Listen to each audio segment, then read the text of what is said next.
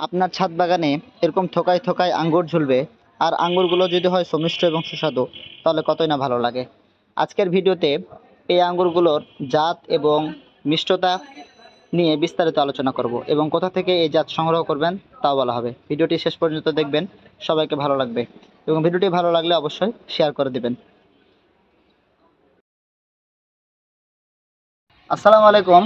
আজকে আপনাদেরকে একটা নতুন চমক নিয়ে বের হয়েছি। সেটা হলো, আমার এক ছোট ভাই তমাল নাম, ছোট ভাই আমাকে অনেকদিন থেকে বলছে যে ভাই আমাদের বাসায় আসেন, আপনাকে একটা নতুন জিনিস দেখাবো।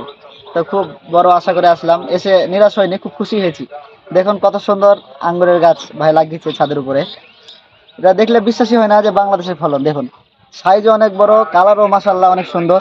মিষ্টতা তো আপনাদেরকে দেখাবোই, ভিডিওটি শেষ পর্যন্ত দেখলে আপনাদের ব্রিক্স মিটারে আপনাদের মিষ্টতার পরিমাপ করে দেখাবো, এবং চারা কোথায় পাবেন তাও জানাবো, এবং এই জাতটি কোথা থেকে সংগ্রহ করেছে তাও জানাবো। তার আগে আপনাদেরকে এই গাছের ফলন দেখাই। দেখুন এখানে দেখুন কি সুন্দর ফলন। এগুলো কিন্তু এখনো পাকেনি, পাকলে একদম গাঢ় কালো হয়ে যাবে। দেখুন কি সুন্দর ফলন। এখানে একটা থোকা আছে, দেখেন কত বড়।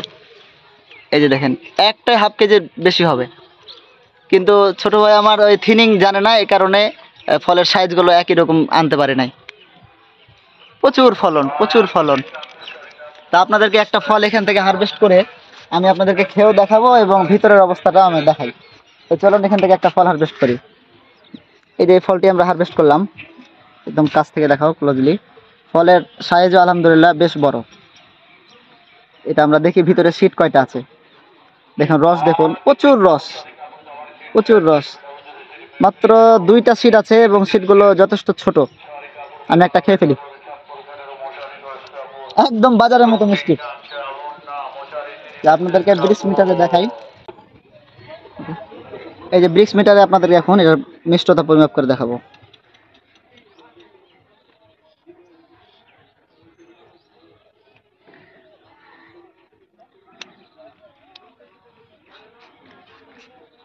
মাশাআল্লাহ 20, একদম 20।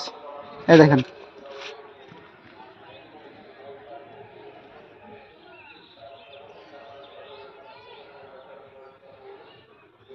আপনারা নিশ্চয়ই মোটামুটি 20-এর কাছাকাছি, এই 19-এরও বেশি। তো এই যাত্রী, এবার আপনাদেরকে এই যাত্রী সম্পর্কে বলি। এটা মালয়েশিয়া থেকে আমার এক ভাই এনে দিয়েছিল, মানে ওই আমার ছোট ভাইয়ের এক আত্মীয় আর কি, মালয়েশিয়া থেকে উনি এনে দিয়েছিলেন। জাতের নামটা উনি জানেন, ওনার কাছ থেকে আমরা জেনে আপনাদেরকে পরবর্তীতে জানিয়ে দেবো। এবং চারার যারা আবেদন করবেন, অবশ্যই আপনাদেরকে চারা দিব, নিরাশ করব না। এত সুন্দর জাত। তো এটা চারা আমরা করব ইনশাল্লাহ, সামনে 1 থেকে 1.5 মাসের মধ্যে আপনাদের সকলকে চারা দেওয়া হবে। যারা চারা নিতে চাইবেন আমাদেরকে জানাবেন। সবাই ভালো থাকবেন, আল্লাহ হাফিজ।